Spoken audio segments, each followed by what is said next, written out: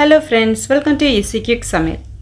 Today recipe Kumbakonam பூண்டு சட்னி. சுவையான காரசாரமான இந்த பூண்டு சட்னி டிஃபனோட வச்சு சாப்பிட்றது சூப்பராக இருக்குங்க. எஸ்பெஷலி இட்லி 2 சாப்பிட்ற இடத்துல 4 சாப்பிட்லாம், அந்தளவுக்கு டேஸ்ட்டு அல்டிமேட்டாக இருந்தது. வாங்க பூண்டு சட்னி எப்படி பண்ணுறதுன்னு பார்க்கலாம். உங்களுக்கு நம்ம சேனல் பிடிச்சிருந்த லைக் அண்ட் கமெண்ட் பண்ணுங்கள், சப்ஸ்கிரைப் பண்ணி பாருங்கள், ஃப்ரெண்ட்ஸ் அண்ட் ஃபேமிலிக்கு ஷேர் பண்ணுங்கள், வீடியோ ஸ்கிப் பண்ணாமல் பாருங்கள். இப்போ தேவையான பொருட்கள் பார்த்தோன்னா பூண்டு நிறைய எடுத்திருக்கேன், ஒரு 25க்கு மேலே எடுத்திருக்கேன். சின்ன வெங்காயம் ஒரு 10 நம்பர் மாதிரி எடுத்துக்கலாம். காரத்துக்கு காஞ்ச மிளகாய், புளி, கருவேப்பிலை, இவ்வளோதாங்க நமக்கு தேவைப்படுது. ஒரு கடாயை ஹீட் பண்ணும்போது ஆயில் விட்டுக்கலாம், நல்லெண்ணெய் சேர்த்துக்கலாம், இல்லை தேங்காய் எண்ணெய் சேர்த்துக்கலாம். இப்போ 2 டேபிள் ஸ்பூன் அளவுக்கு நல்லெண்ணெய் விட்டு நல்லா சூடாகும் போது பூண்டு சேர்த்துக்கலாம். பூண்டு லைட்டாக கலர் சேஞ்ச் ஆகட்டும்.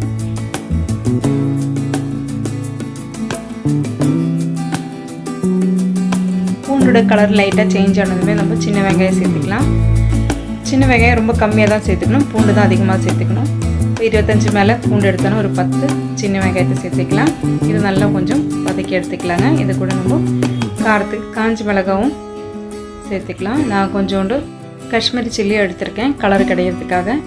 இல்லை நீங்கள் எல்லாமே காஞ்ச மிளகாவும் சேர்த்துக்கலாம், இல்லைனா மிளகாய் தூள் இருந்தாலும் ஒரு டேபிள் ஸ்பூன் அளவுக்கு சேர்த்துக்கலாம். ஒரு சின்ன கை உருண்டை அளவுக்கு புளியும் கருவேப்பிலையும் கொஞ்சோண்டு சேர்த்து ஒன்று நல்லா வதக்கி எடுத்துக்கலாங்க. லைட்டாக கலர் சேஞ்ச் ஆனாலே போதும். இப்போ அதை அப்படியே எடுத்து நம்ம சூடார எடுத்து வச்சுக்கலாம்.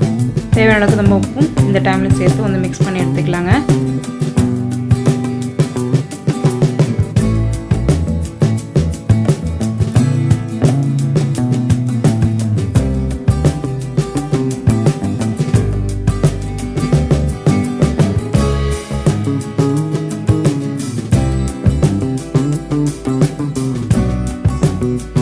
ஒரு 5 மினிட்ஸுக்குள்ளே சூடு எல்லாமே நல்லா போயிருக்கும். இப்போ நம்ம வந்து மிக்ஸி ஜாருக்கு மாற்றி தண்ணி ஊற்றாமல் அரைச்செடுத்துக்கலாம்.